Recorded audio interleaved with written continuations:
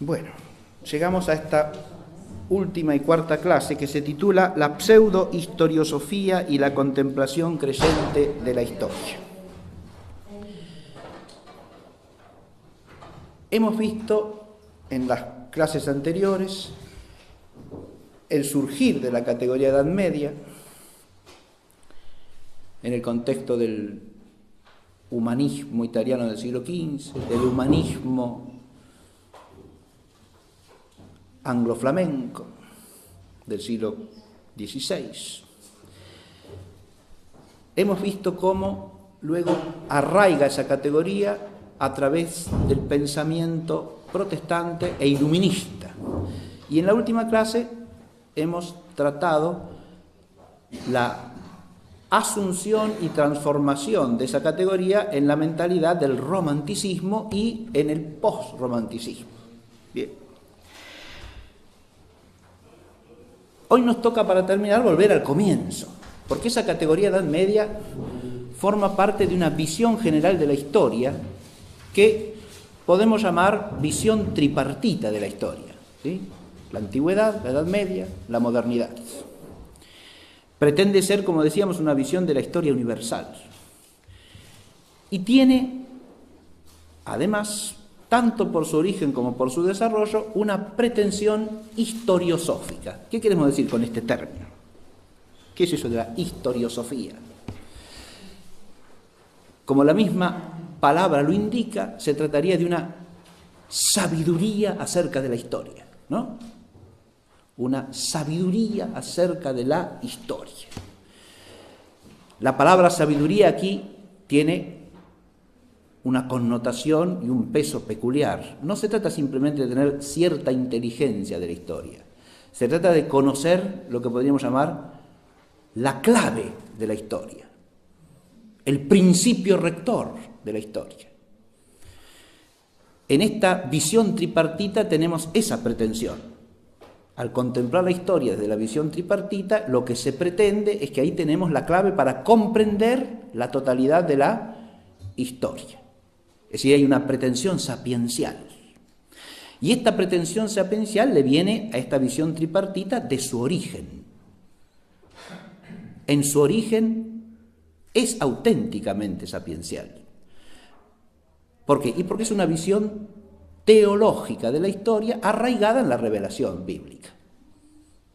De eso nos vamos a ocupar para señalar brevemente cómo esa visión tripartita se desarrolla en la tradición de los santos padres y de los santos doctores de la Iglesia, en un sentido ortodoxo que nada tiene que ver ni con la visión distorsionada de la teología de Joaquín de Fiore, que es la matriz de la visión tripartita de la historia, deformada, ni con todas sus alteraciones o transformaciones posteriores, ¿no?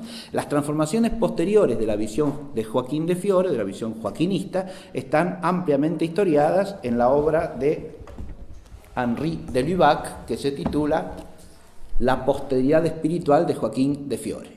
¿Sí? Es una obra en 2 tomos, de los cuales este es el primero. Ahí tienen ustedes un desarrollo muy preciso, abundantísimo en datos históricos, que va desde el siglo XIII hasta el siglo XIX, recorriendo todos los jalones intermedios de la transformación del joaquinismo, o sea, de la mentalidad desviada de la visión tripartita de la historia.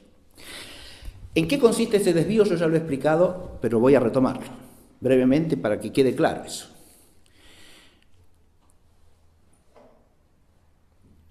La visión tripartita clásica, manejada por los santos padres y los santos doctores, después vamos a leer algunos textos de eso y lo vamos a profundizar un poco, habla de 3 edades en el desarrollo del tiempo según el designio de Dios, que son la edad de la ley natural, la edad de la ley mosaica y la edad de la ley de la gracia de Cristo. Esta tercera edad, que se inicia con la Pascua de Cristo, sigue hasta el fin de los tiempos, es decir, empieza con la venida del Espíritu Santo como fruto de la Pascua del Señor y dura hasta que Él vuelva.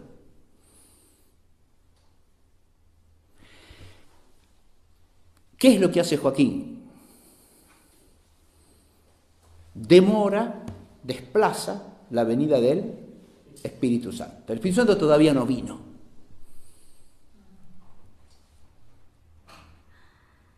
Lo cual quiere decir que la edad de Cristo es una edad provisoria, que es respecto de esa edad por venir del Espíritu Santo como el Antiguo Testamento respecto del Nuevo Testamento. Se advierte que es una desfiguración profunda, radical y claramente herética, es decir, desviada de la fe de la Iglesia. Porque al demorar la venida del Espíritu Santo, lo primero que genera es la idea de que la edad cristiana que ha existido hasta aquí es una edad preparatoria, de una edad intratemporal superior. Es una edad que tiene la misma característica que el Antiguo Testamento. No es la visión creyente de la historia, que contrapone el Antiguo Testamento al Nuevo Testamento, y en la cual el Nuevo Testamento dura para siempre, es la edad definitiva de la historia humana. Con Cristo llega la plenitud de los tiempos, es decir, no hay don mayor que ese, y el Espíritu Santo es fruto de su venida, viene con Él. Esto es lo que Joaquín desconoce, niega de alguna manera y dilata la venida del Espíritu Santo que está por venir, está por llegar. Hay que crear una tercera edad de la historia, que es la edad del Espíritu. El Evangelio espiritual todavía no se ha iniciado, dice él. La época de la verdadera espiritualidad cristiana no ha existido. O sea que los apóstoles, los santos mártires, todos los santos que ha habido en la historia de la Iglesia, esos no son espirituales. No. Se advierte lo que significa esto, ¿no? Pero al mismo tiempo crea una expectativa de culminación de la historia hacia el tiempo inminente, ¿no? Que no es la culminación supratemporal, no es la segunda venida del Señor, no es el paso del tiempo a la eternidad, que es la expectativa de la escatología cristiana ortodoxa. ¿Está claro? Sino que es otra edad temporal, otra edad del tiempo, pero mucho más perfecta, sin comparación, que las edades preexistentes. Ahora, esas edades preexistentes incluyen la edad cristiana. Por eso Joaquín de Fiore habla de una iglesia temporal, que se opone a la verdadera iglesia espiritual, de un evangelio temporal y pasajero, que es el que hasta ahora conocemos.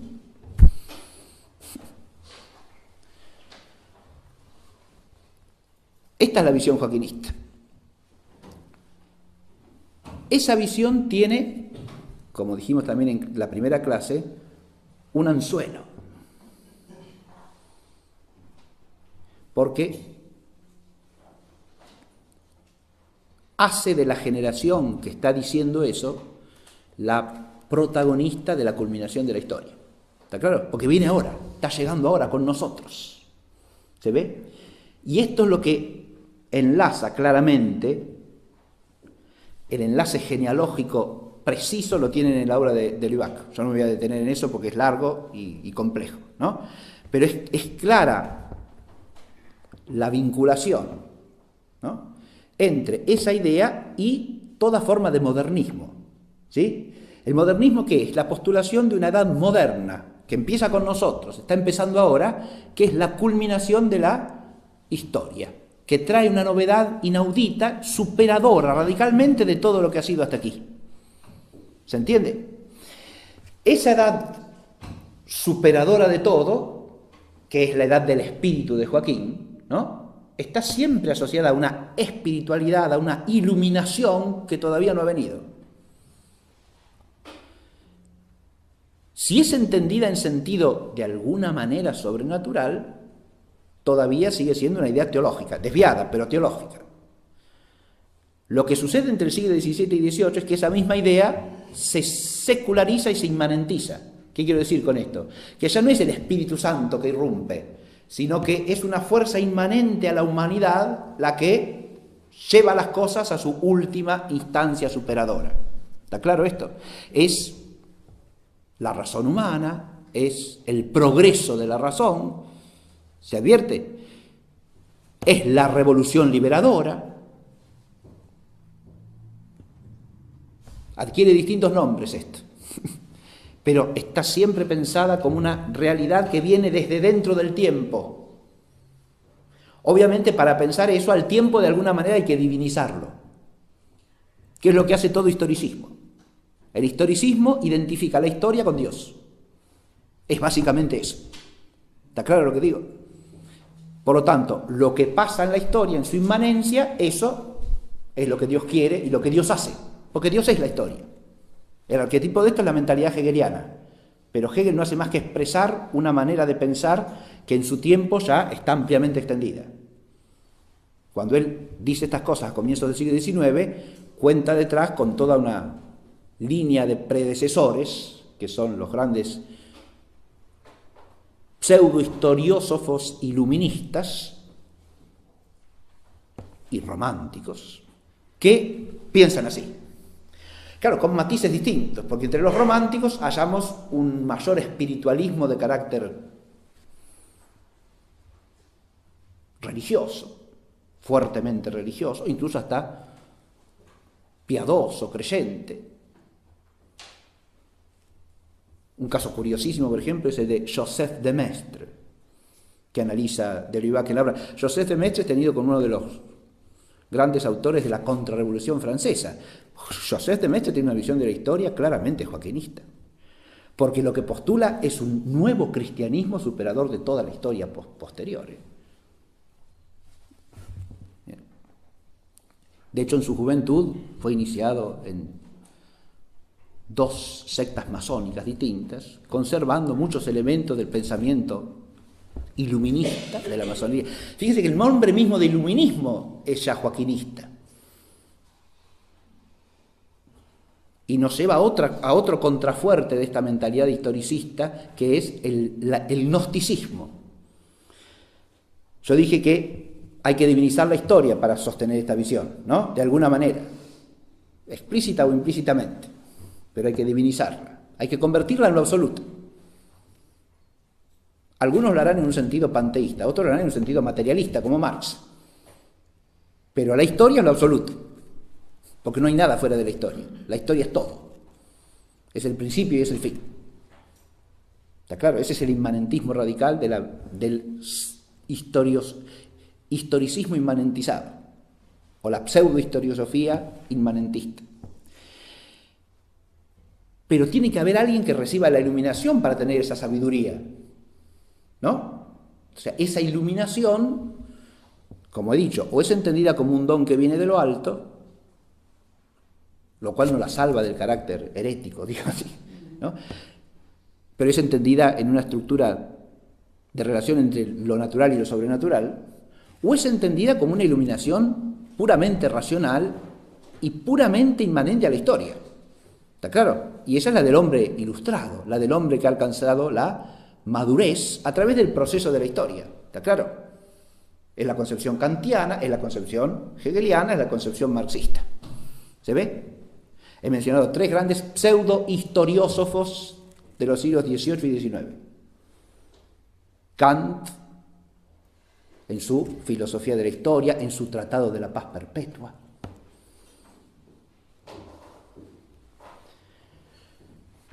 Postula una visión de la historia de este tipo.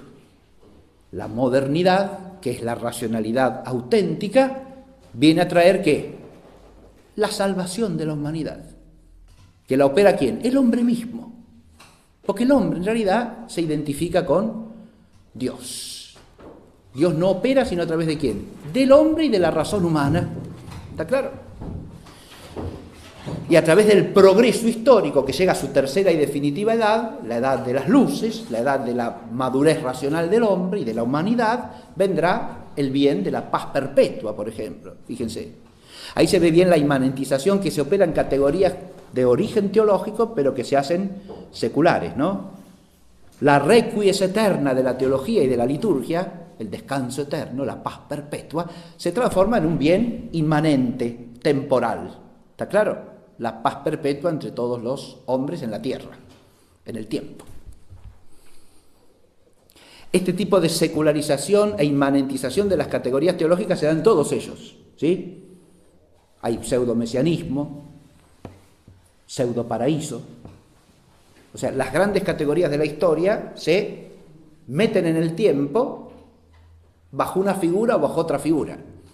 Y lo mismo pseudo-profetismo, porque el que trae la iluminación racional es el profeta de la edad definitiva, ¿sí? Se llame Kant, se llame Hegel, se llame Marx, se llame Nietzsche, se llame Foucault o se llame como se llame. ¿Está claro? Es el profeta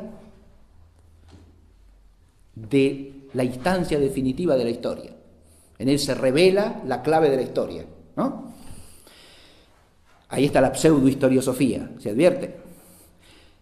Pero lo que quise decir en toda esta parte es que esa pretensión sapiencial le viene de su origen, ¿está claro? Porque es un sucedáneo de la visión creyente de la historia, que históricamente deriva de ella y no hace más que distorsionarla y corromperla según una visión deformada.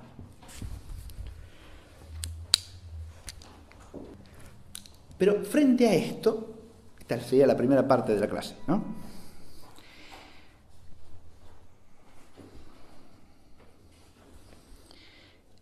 Tenemos la contemplación creyente de la historia, de la cual todo esto no es más que una desviación.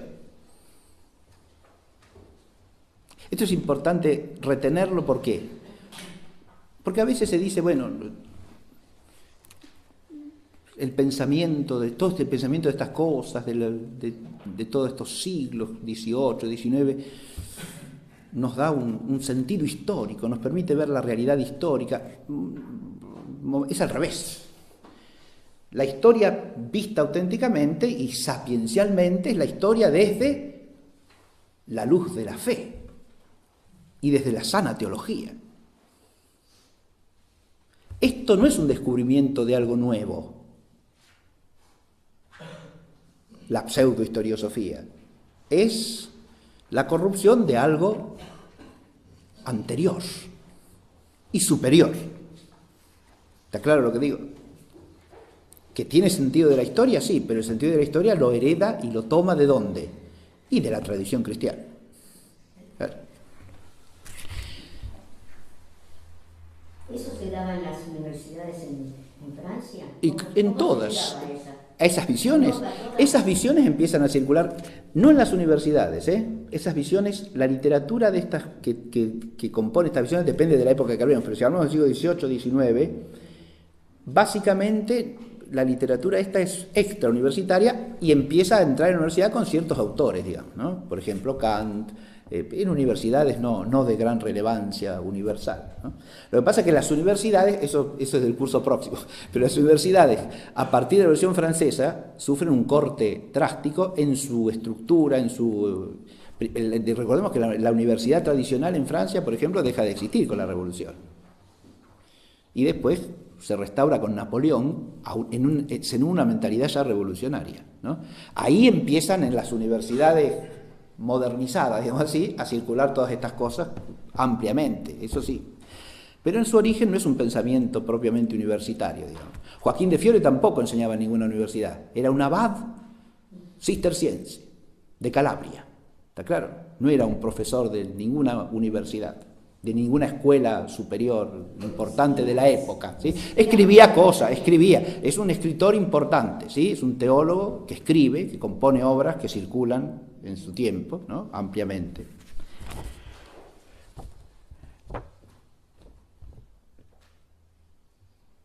Pero lo que importa es ir a la contemplación creyente de la historia. De esto quiero dar un resumen, un panorama nomás, ¿no? Porque es en lo que hay que arraigar para poder, de alguna manera, primero entender de dónde viene esta deformación y segundo, abrirse a la verdadera iluminación, digamos, ¿no?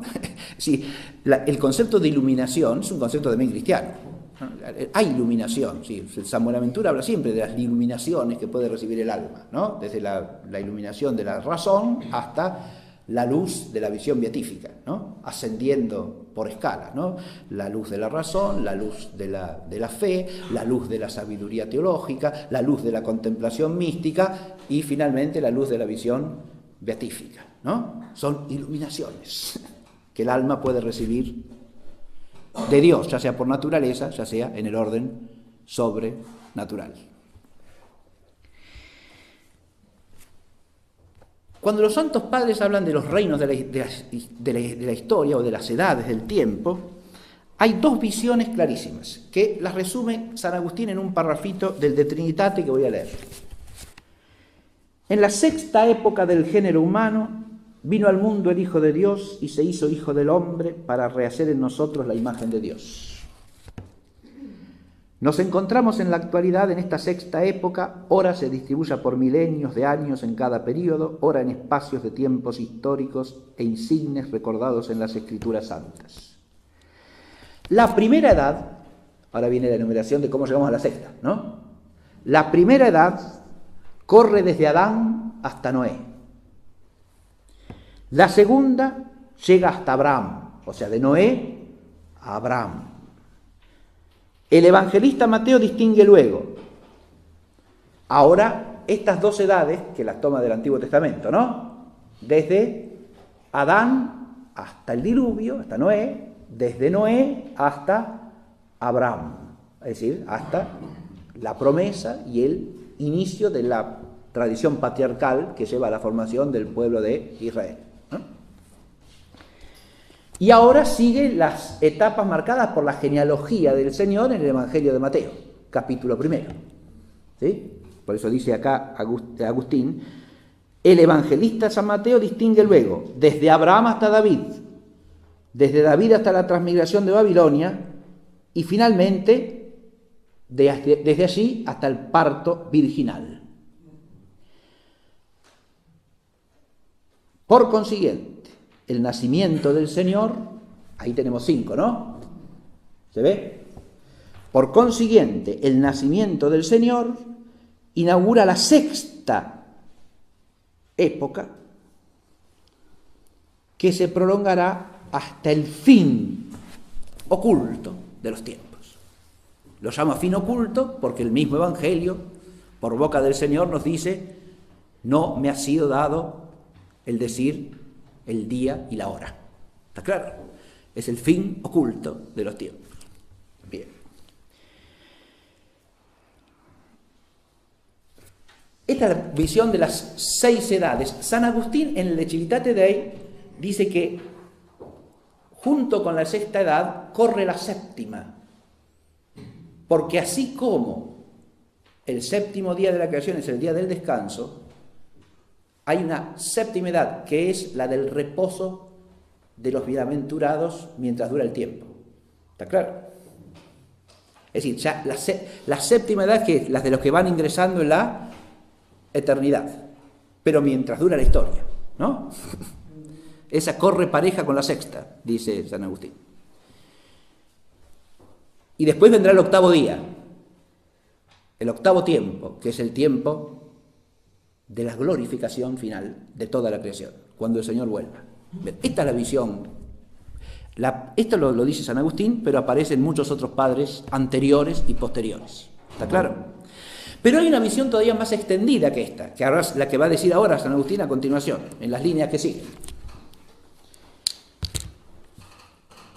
Bajo otro aspecto, el número 6 es figura del tiempo, incluso en su distribución tripartita. Ahora no se trata de una visión en 6 edades o 7, sino en 3.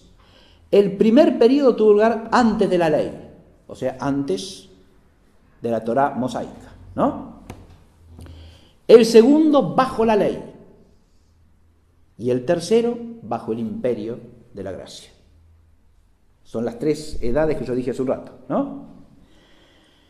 En esta última edad recibimos el sacramento de nuestra renovación, para que, remozados al fin de los tiempos por la resurrección integral de la carne, sanemos de toda lacra corporal y espiritual. Esta tercera edad, que es la de la ley y de la gracia, tiene como horizonte final en la perspectiva, ¿qué cosa? La resurrección final con la segunda venida del Señor, es decir, la consumación gloriosa de toda la creación. ¿Está claro? No hay otra edad. ¿Está claro esto? Bien. Ya sea la sexta edad, ya sea la tercera edad, en cualquiera de estas visiones, desde San Ireneo de León hasta los santos padres finales, como puede ser San Isidoro, San Juan Damasceno, esa edad que empieza con Cristo llega hasta el fin de los tiempos. ¿Es claro esto? Bien. Esta visión es la que profundizan los grandes teólogos escolásticos.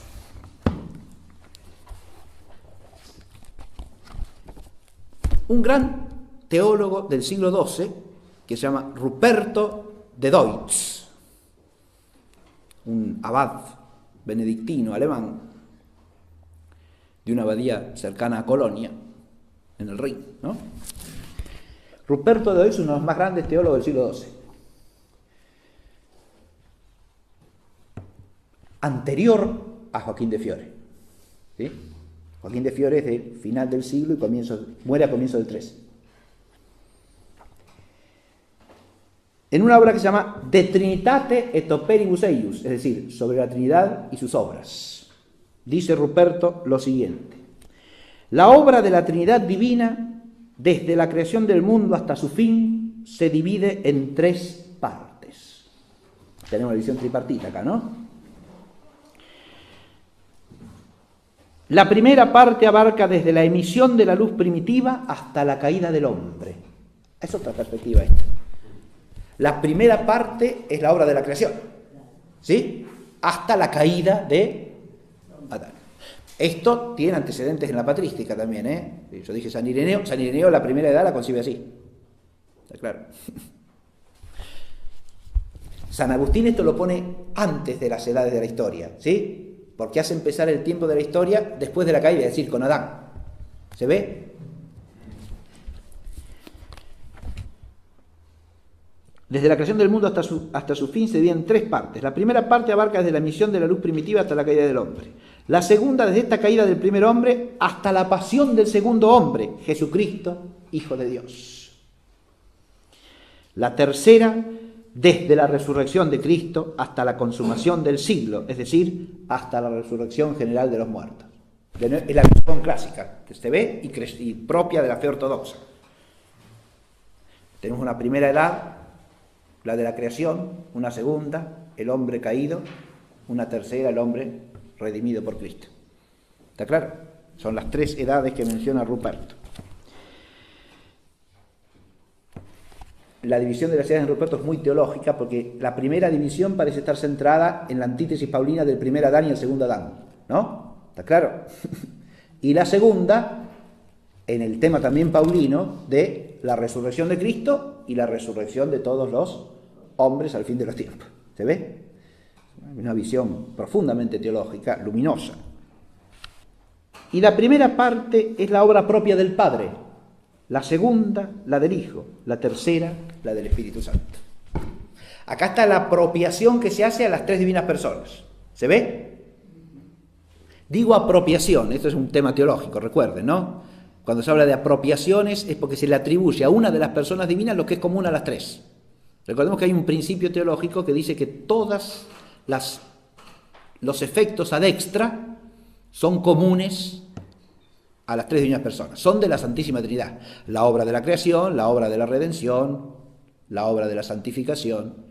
¿Quién obra eso? Dios, o sea, el Padre y el Hijo y el Espíritu Santo. Pero podemos apropiar ciertas obras a una de las divinas personas porque tiene relación con alguna propiedad de la persona y nos la da a conocer de alguna manera. Para entender bien esto, los remito a la vida trinitaria de Monseñor Ruta, ¿sí? La vida trinitaria, el tomo violeta de la Santísima Trinidad, ¿sí? Bien. La primera parte es la obra propia del Padre, la segunda la del Hijo, la tercera la del Espíritu Santo. La edad del Espíritu en Ruperto, ¿cuál es? La que va desde la resurrección de Cristo hasta la resurrección final de todos los hombres, ¿no? ¿Está claro?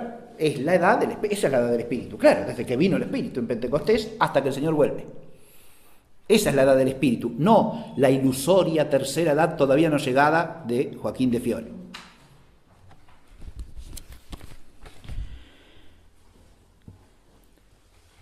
Pero del mismo modo que cada una de las personas, Padre, Hijo y Espíritu Santo, tiene su propiedad, así también la realización del mundo debe considerarse la acción propia de cada una de ellas. Así al Padre le corresponde la creación, al Hijo la redención, al Espíritu Santo la renovación de la criatura. Un contemporáneo de Ruperto es Anselmo de Havelberg. Disculpen, acá si tienen una lapicerita, corrijan un error de tipeo, porque dice Haver y tiene que decir Havel. La R ha de ser una L, ¿sí? Es Havelberg. Bien. Anselmo de Havelberg, que es también un autor de la primera mitad del siglo XII, tiene una peculiaridad en su visión de la historia, y es que él vive en el siglo XII, siglo XI, siglo XII, es una época en que se desarrollan muchas nuevas familias de vida religiosa, ¿sí? No voy a entrar en desarrollar eso históricamente, pero entre los siglos XI y XII aparecen los canónigos regulares en múltiples congregaciones, aparecen las primeras órdenes religiosas en sentido propio, como la orden cisterciense, que da el modelo para todas, ¿sí? Aparecen los premonstratenses, los cartujos, ¿sí? Los camaldulenses, fundados por San Romualdo en Italia, ¿sí? En el desierto de Camaldoli, por eso el nombre. Bien. Bien, hay toda una renovación. Camaldulense, ¿sí? No, nada que ver con camándula ni ninguna cosa por el estilo. Bien. Camaldulenses. Bien.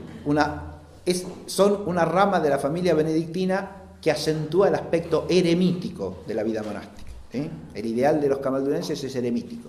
La vida comunitaria es para los que se inician. En la medida que van alcanzando perfección en la observancia de la regla, pueden retirarse a vivir en una ermita solitos, ¿sí? Esa es la idea. Pues los camaldulenses tenían el monasterio donde ingresaban los novicios y permanecían durante a veces toda la vida. Habría que ver, el abad les tenía que dar permiso para irse a las ermitas, ¿sí? Bien. Pero una orden muy austera, sigue existiendo, los camaldulenses siguen existiendo. ¿Sí? El monasterio de San Gregorio al Celio en Roma es de los camaldulenses, ¿sí? San Gregorio Magno, sobre el monte Celio. Ese es un monasterio camaldulense. Bien. Basta. Sí, hay un montón de familias religiosas y Anselmo de Havelberg tiene en cuenta esto. Es un tema que a él le es cercano. Bien. ¿Y qué es lo que dice respecto a la visión de la historia? Que en toda esa última edad, que la entiende igual que Ruperto de Deutz, la edad del espíritu, hay una única forma de creer, una sola forma credendi, dice él. Pero puede haber diversas forme vivendi, formas de vivir, ¿no? Y según estas puede haber variedad de épocas, ¿no? Ahí ya está apuntando a otra temática, que es que, bueno, este tiempo largo que va desde la primera venida del Señor hasta su segunda venida, puede tener variaciones. La visión de Anselmo es importante porque sitúa el tema en su lugar. Usted puede hablar de muchas épocas ahí. Tendrá que estudiar la historia, ¿no?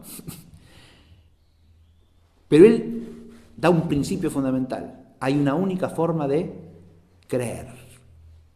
La fe es una sola. Desde el principio hasta el fin. La verdad no varía, no cambia. ¿Sí? Podrá haber distintas maneras de vivirla, sí. Distintos tipos. Él está pensando en los distintos tipos de vida monástica, de vida religiosa, ¿sí? Podemos decir, podrá haber distintas maneras de vivirla en el orden social, con ciertas variantes, siempre y cuando se respeten los principios que vienen ¿de dónde? De la fe. porque la fe es una, la forma credendi es una sola. No puede haber transformación en eso, ¿está claro? De nuevo, acá se opone a Joaquín, antes de Joaquín, este es anterior a Joaquín también. ¿Por qué? Porque Joaquín dirá lo que yo dije hace un rato, ¿no? Al evangelio temporal le sucederá el evangelio eterno, que todavía no vino. ¿Está claro? A la iglesia no espiritual le sucederá a la iglesia espiritual que está por venir. O sea que la fe es imperfecta, ¿no? ¿Está claro? Viene una nueva y más plena.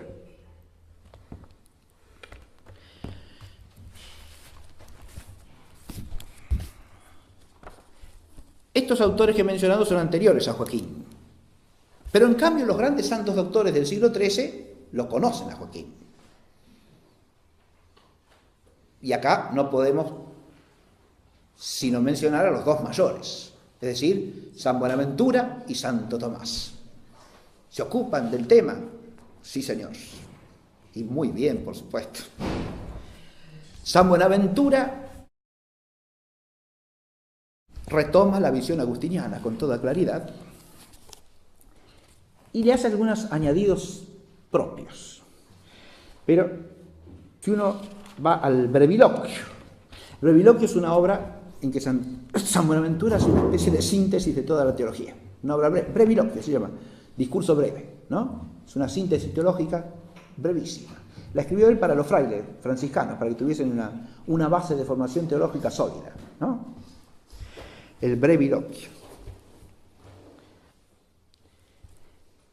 En la introducción al Breviloquio hay un apartado que se llama de la longitud de la Sagrada Escritura, y dice así: tiene asimismo esta Sagrada Escritura longitud, la cual consiste en la descripción tanto de los tiempos como de las edades desde el principio del mundo hasta el día del juicio. Describe pues al mundo transcurriendo por 3 tiempos, tria tempora, que son el tiempo de la ley de la naturaleza, de la ley escrita y de la ley de la gracia. Retengamos esto porque lo vamos a encontrar exactamente igual en Santo Tomás, ¿sí? Y es la división tripartita que ya pone San Agustín, ¿no? Ley de la naturaleza, ley escrita, ley de la gracia. Distinguiendo en estos 3 tiempos 7 edades. Ahora agrega el otro que también está en San Agustín. 7 dice, ahora van a ver por qué. La primera de estas corre de Adán hasta Noé, la segunda de Noé hasta Abraham, la tercera de Abraham hasta David, la cuarta de David hasta la transmigración de Babilonia, la quinta desde la transmigración de Babilonia hasta Cristo, la sexta desde Cristo hasta el fin del mundo. La séptima corre con la sexta, que comienza con el reposo de Cristo en el sepulcro hasta la resurrección universal, y entonces comenzará la octava edad de la resurrección. Así es larguísima la Escritura, pues comienza a tratar del exordio del mundo y del tiempo al principio del Génesis y llega hasta el final del mundo y del tiempo al final del Apocalipsis. Añadamos, cosa que solo la Escritura puede hacer, porque el único que tiene la sabiduría de todos los tiempos es Dios. La historiosofía o parte de la revelación o no existe. ¿Está claro lo que digo? O arraiga la revelación o no se da. Porque si hay algo que el hombre no puede tener es historiosofía, es decir, sabiduría de la historia. Porque el plan de la historia es de Dios, no del hombre. Y el designio que se cumple en la economía del tiempo es de Dios. Por lo tanto, lo tenemos que conocer a partir de lo que Dios nos revela. Porque es su plan, no el nuestro. Y esto es el principio fundamental de la historiosofía. En el hombre puede darse cierta historiosofía teológica, sí, siempre partiendo de la revelación. Y también cierta historiología, es otro término que yo puse al comienzo y no lo expliqué.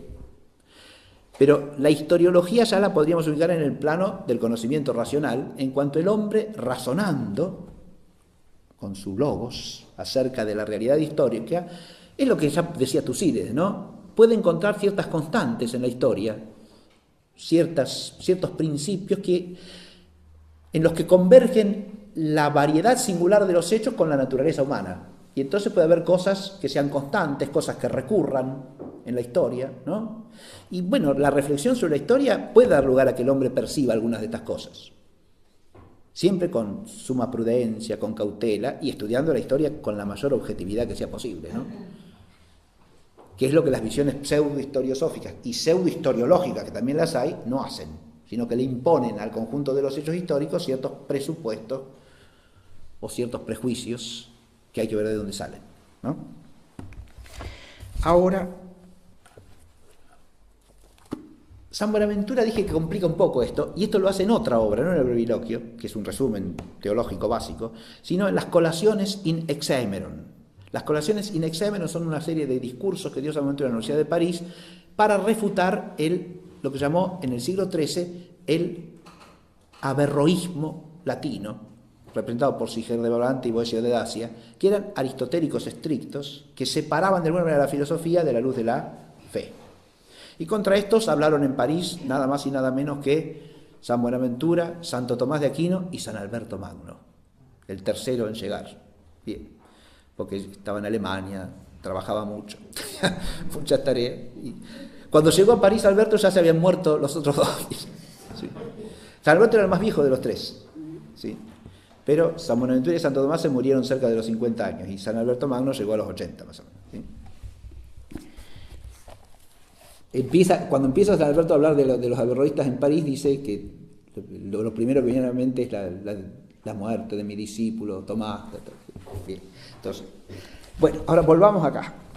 En las Colaciones sobre el Hexaemeron, San Buenaventura complica este tema y habla de distintas divisiones, pero hay una sola que me interesa destacar, y es el tema de las 7 edades, ¿sí? Él lo distribuye en el Antiguo y en el Nuevo Testamento como una especie de espejo. Él divide el Antiguo Testamento y el Nuevo Testamento, tiempo antes de Cristo, desde Moisés hasta Cristo, y de Cristo hasta el fin de los tiempos, en períodos que los toma básicamente del Antiguo Testamento. ¿Está claro? Pero les encuentra un espejo en el Nuevo. Eso es una especulación que uno diría, está casi hasta alegorizando este hombre, y si uno lee, no voy a leer ese texto. Pero es un intento de subdividir ese largo periodo. Eso es una tentación permanente, ¿no? Porque, claro, ¿y ahí qué pasa? Bueno, pero San Buenaventura siempre permanece en subdivisiones que son de orden puramente accidental, ¿no? No hay nada sustancialmente otro.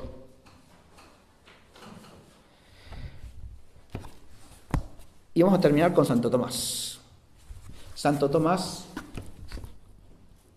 trata el tema en varias obras, pero, como de costumbre, Santo Tomás, uno lee una cuestioncita y se aparece todo el mundo ahí en la cuestioncita. Bien. Lo que voy a comentar es el artículo 4 de la cuestión 106 de la primera de la segunda. Recuerda usted que la Suma de Teología tiene primera parte, segunda parte, subdividida en primera de la segunda y tercera parte. Bien, esto es de la primera de la segunda, la cuestión 106, artículo 4. ¿Y qué plantea? Utrum lex nova sit duratura usque ad finem mundi. Si la nueva ley ha de durar hasta el fin del mundo, ¿o no? La ley nueva es la ley de Cristo. ¿Esa ley ha de durar hasta el fin del mundo o no? Es la cuestión del joaquinismo, ¿está claro? Acá se está encarando con los joaquinistas, clarísimamente. Ahora lo vamos a ver. La respuesta dice así, después voy a ir a las objeciones porque son interesantísimas y iluminan enormemente. Pero la respuesta que da es esta. Respondo diciendo que el estado del mundo puede variar de dos maneras. De una según la diversidad de la ley. Y así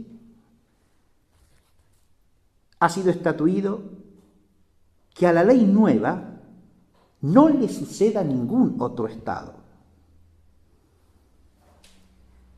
Ha sucedido el estado de la ley nueva al estado de la ley antigua como lo más perfecto a lo menos perfecto. Pero ningún estado de la vida presente, o sea, de la vida en el tiempo, puede ser más perfecto que el estado de la ley nueva. Acá está el rechazo de todo joaquinismo, de todo mito de la tercera edad por venir. ¿Está claro? Esto rechaza desde Joaquín de Fiore a todos sus sucesores hasta llegar a los sucesores iluministas, digamos, y románticos de Joaquín de Fiore. Y posrománticos también. Pues nada puede ser más próximo al fin último que lo que inmediatamente introduce al fin último. Esta es la premisa mayor de la que parte su argumento teológico. Nada puede ser más próximo al fin último que lo que inmediatamente introduce al fin último. Fíjense que acá se juega la fe, ¿no? Porque si la venida de Cristo no nos introduce inmediatamente al fin último, si la iglesia establecida por Cristo y los sacramentos cristianos y el evangelio que Cristo ha revelado no nos introducen al fin último, se acabó la fe cristiana. Se advierte.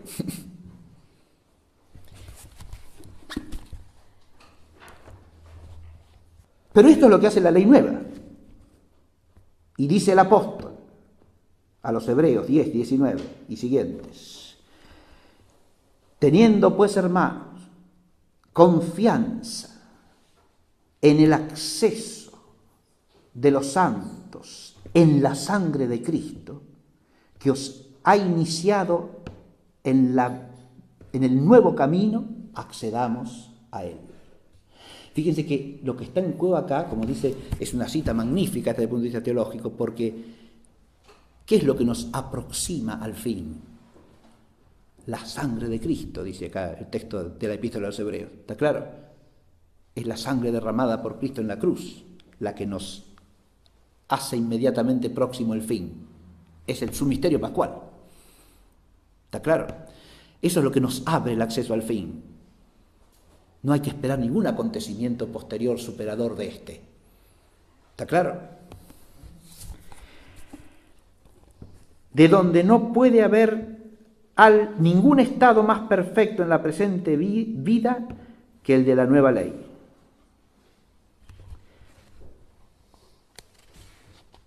De otro modo, el estado de los hombres puede variar, había dicho de dos modos, ¿no? El primero, según la ley, es lo que ha comentado. De otro modo puede variar según que los hombres de modo diverso se relacionen a la misma ley más perfecta o menos perfectamente.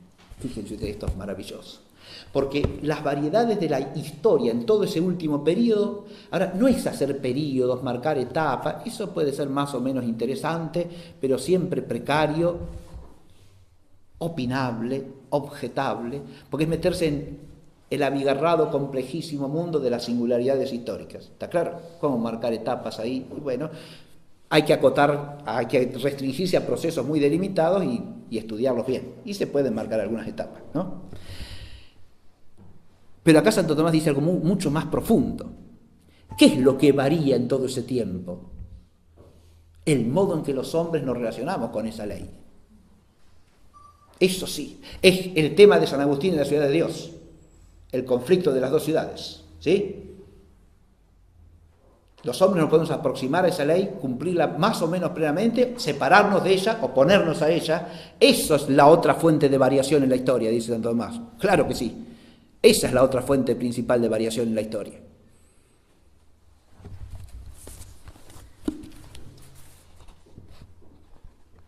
Y así el estado de la ley antigua frecuentemente fue mudado porque en algunos momentos las leyes fueron óptimamente custodiadas, mientras que en otros fueron abandonadas.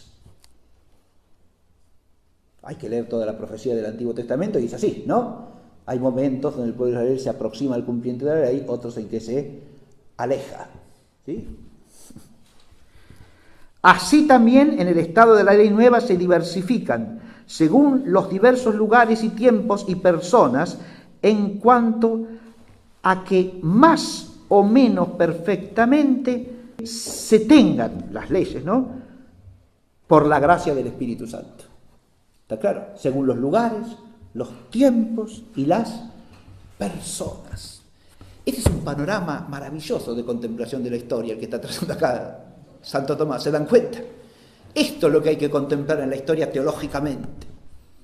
La variedad de los estados de la ley ya está. Está la ley antigua, está la ley nueva, y la ley nueva dura para siempre, hasta que el Señor vuelva. Ahora, ¿qué otra variedad puede haber? Esta, la que hace el modo en que los hombres nos relacionamos con la ley de la gracia. La recibimos más o menos plenamente, según los lugares, los tiempos, las personas.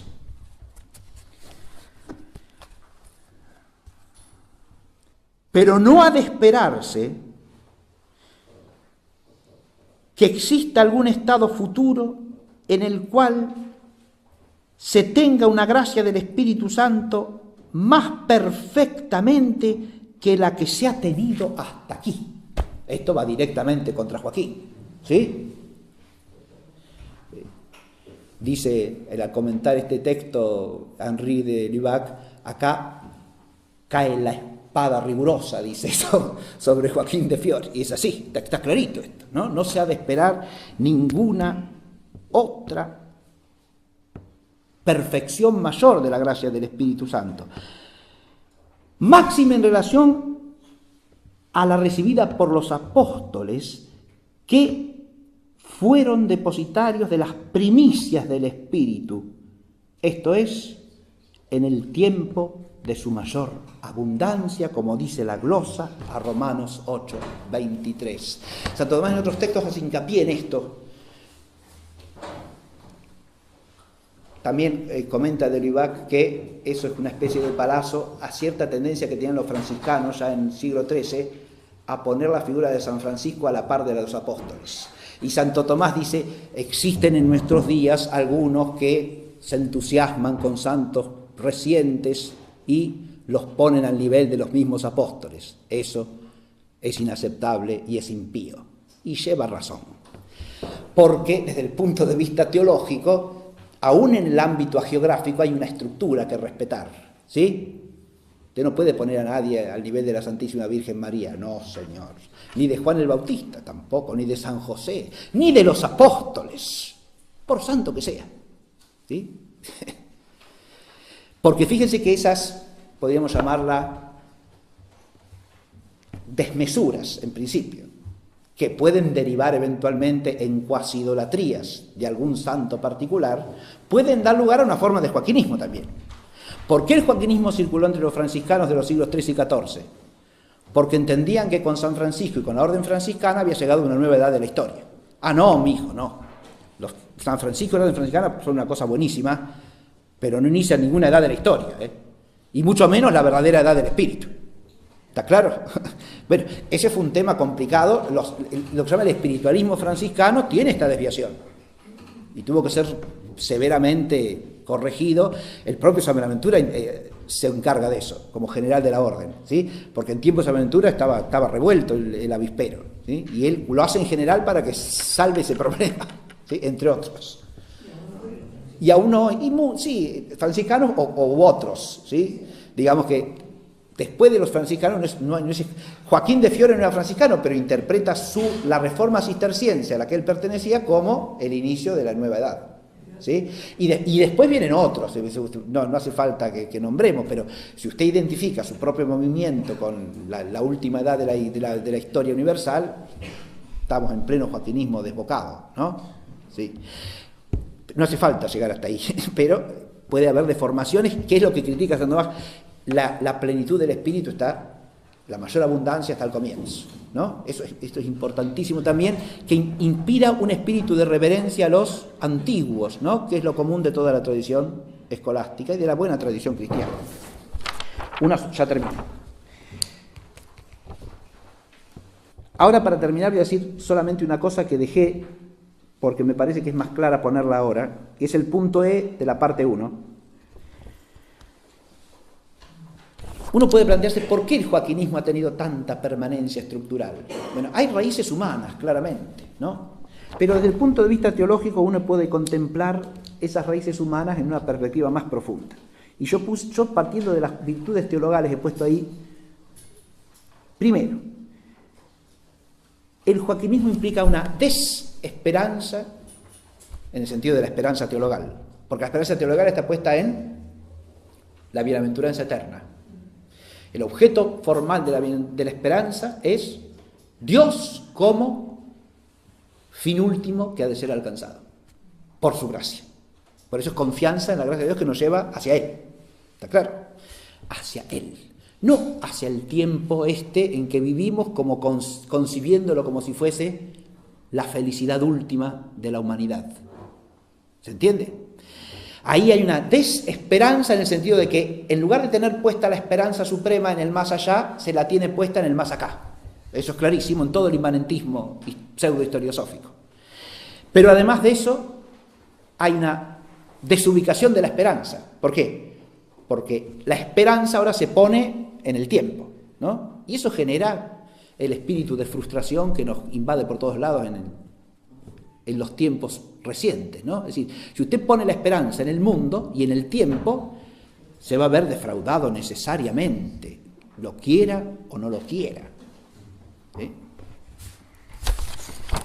Segunda cosa, y entonces tendrá que inventarse una esperanza nueva, ¿sí? Y es lo que pasa, ¿no? Cuando usted puso la esperanza aquí abajo, tendrá que ir corriendo el horizonte de la pseudoesperanza cada vez que fracasa su meta, ¿no? Bueno, es la revolución, sí, pero la revolución esa es el inicio de la revolución, la verdadera todavía no vino, y bueno, no, esta no fue, pero ya la estamos armando. Bien, espere que ya viene. Lo segundo, es un desgarramiento entre fe y esperanza y una pérdida de fe también, el joaquinismo. ¿Por qué digo que es una pérdida de fe? Y clarísimamente, si uno va al texto de Santo Tomás, esa presentación vigorosa que hace del acceso a Dios a través de la sangre de Cristo, ¿no? Eso es el misterio cristiano. Y en el joaquinismo el misterio cristiano se diluye. No hay fe en el misterio. ¿Está claro? La fe parece estar puesta en una renovación de la vida cristiana de la que yo participo, ¿no? Esto que hacemos ahora es el objeto de la fe. No Cristo Jesús, Redentor del mundo, que es la instancia definitiva de la salvación. Y por último, hay una referencia egocéntrica y una falta de caridad. Porque en todo el joaquinismo hay una mentalidad de autoexaltación, ¿sí? ¿Está claro eso? Hay una especie de amor propio desviado, ¿no? Que nos aleja del auténtico amor a Dios y del auténtico amor de Dios para con los hombres. Porque cualquier cosa que nos desvíe de advertir la centralidad de Cristo en la historia nos aleja de la caridad. No cabe duda de eso. Y he puesto 3 proposiciones que las voy a leer simplemente porque serían la conclusión general de este curso, ¿no? Primero, la categoría Edad Media es ideológica, esto es inobjetiva y deformante de la recta visión de la historia con complejas y profundas raíces. Eso es lo que he tratado de exponer en las 3 primeras clases, terminando hoy, ¿no? Segundo, la categoría Edad Media tiene vastas proyecciones y profundas consecuencias en la mentalidad presente, fuera y dentro de la Iglesia. Esto también quiero destacarlo en la conclusión, porque ese joaquinismo no solo circula fuera de la Iglesia, yo había hablado del iluminismo kantiano, el historicismo hegeliano, el historicismo marxista, materialista, pero esas mentalidades están inficionadas en la Iglesia hasta grados insospechables, de manera tal que también funcionan dentro nuestro. Y hay pseudoespiritualismos también al modo joaquinista. Claro que sí. La idea de que la modernidad es una instancia superadora de todo el cristianismo anterior. Las interpretaciones del Concilio Vaticano II como revolución religiosa superadora de todo lo anterior y de toda la historia de la Iglesia. Eso es joaquinismo, que clama al cielo. Es pseudoespiritualismo.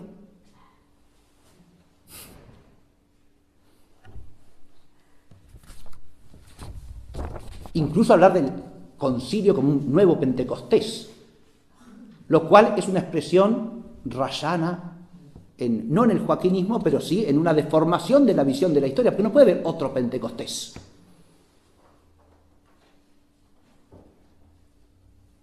Usted podrá reconocer en tal o cual auténtico, santo, sabio de la Iglesia, un don especial del Espíritu Santo, una efusión del Espíritu, sí, con cautela y siempre parsimoniosamente, ¿no?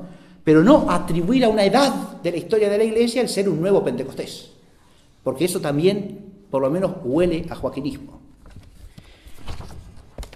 Y por último, tercero, la mostración de la problematicidad de la categoría exige una determinación intelectual y una consecuencia práctica. O sea, una vez que uno se ha dado cuenta que es una categoría problemática, ¿no? Eso exige un discernimiento en la inteligencia, es decir, si hablar así y pensar así no corresponde a la realidad objetiva, bueno, uno tiene que hacerse cargo de eso, y eso implica consecuencias prácticas, ¿no? Usted puede decir, no, yo creo en la Edad Media, porque yo soy iluminista. Perfecto, bien, entonces usted hable de Edad Media, ¿sí? Ahora, si no, ¿por qué hablar en esos términos? Que son términos que oscurecen y confunden más que aclarar. ¿Se entiende? Pero se usa. Lo que se usa no es criterio de verdad. ¡Ay, no! ¿Qué quiere que le diga? ¿Y cómo le digo a alguien? Sí, bueno, esto es una obra de arte de la Edad Media. No, mijo, no es de la Edad Media. Fíjense que esto mismo nos pasa acá en el tema que acabo de considerar. Las visiones de la historia que yo he presentado, la pseudo-historiosófica y la que es contemplación creyente, parten de autores que son ¿qué? Y son autores cristianos del siglo XII, XIII. ¿Qué es lo medieval? ¿Pensar como Santo Tomás o pensar como Joaquín de Fiore? Y mire, son prácticamente contemporáneos, ¿qué quiere que le diga? ¿Sí? ¿Qué es lo propio de la edad? No hay edades en ese sentido. ¿Se ve? Y decir que esto o aquello es medieval, esto o aquello otro es moderno, es distorsionar las cosas. El mismo Santo Tomás, en una de las respuestas a las objeciones, no hace alusión a Joaquín de Fiore como la raíz de ese modo de pensar, sino a espiritualistas anteriores, como por ejemplo Montano. Y también los maniqueos, que entendían que en Mani había venido el Espíritu Santo. ¿Está claro? Los montanistas son una secta del África septentrional que era importante en la época de San Agustín y a la que San Agustín refuta, ¿sí? Tertuliano, un siglo antes, había sido montanista, ¿sí? Montano se presentaba a sí mismo como aquel en quien había venido el Espíritu Santo. No vino con los apóstoles, vino a mí. ¿Está claro? Bien. Son predecesores de Joaquín. Entonces, ¿qué es un error del siglo XII? ¿Es un error medieval? No, tampoco. ¿Ve? No. Esto implica, bueno, entonces tenemos que periodizar la historia de otra manera. Y bueno, sí, claro, sí. Pero primero que nada hay que advertir que hay un sujeto histórico, yo lo dije en otra clase anterior, que es eludido completamente cuando se habla de edad antigua, edad media, moderna, que es la cristiandad. Y no se habla de etapas de la historia de la cristiandad, porque la cristiandad como sujeto histórico se la anula, se la aniquila. Esos pueblos que han fundado toda su vida social en la fe cristiana forman un sujeto histórico real. La cristiandad bizantina, la cristiandad latina. Cuando usted habla de edad antigua, edad media, edad moderna, el sujeto no sabe quién es la humanidad entera, lo cual es un dislate, ¿sí? Un despropósito. Es historia universal eso. Abarca desde los maoríes y los hotentotes del África sudoccidental hasta la China. No, ¿qué tiene que ver la China con lo que usted llama Edad Media? Absolutamente nada, mire. ¿Está claro? Y con lo que llama Edad Moderna, tampoco. Entonces no son categorías de la historia universal, no son categorías tampoco de la historia ¿de qué humanidad? De la humanidad occidental. ¿Qué es eso? ¿Qué sujeto histórico es ese? Un sujeto histórico concreto es la antigua Grecia, el Egipto faraónico, la civilización mesopotámica, la civilización cristiana de Europa, la cristiandad que Europa traslada a América. Esos son sujetos históricos concretos que usted puede periodizar.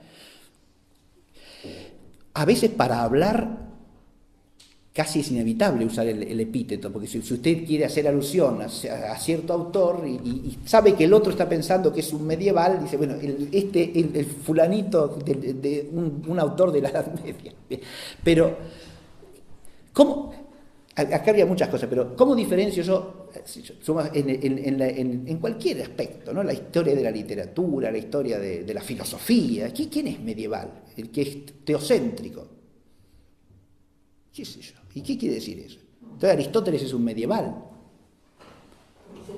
O Leibniz y Descartes son medievales también, y cualquier filósofo católico del siglo XX es un medieval. ¿Y por qué no puede ser sino teocéntrico? ¿Qué va a ser si es cristiano? ¿Se da cuenta? No son criterios historiográficos, claro, eso es lo que quiero decir.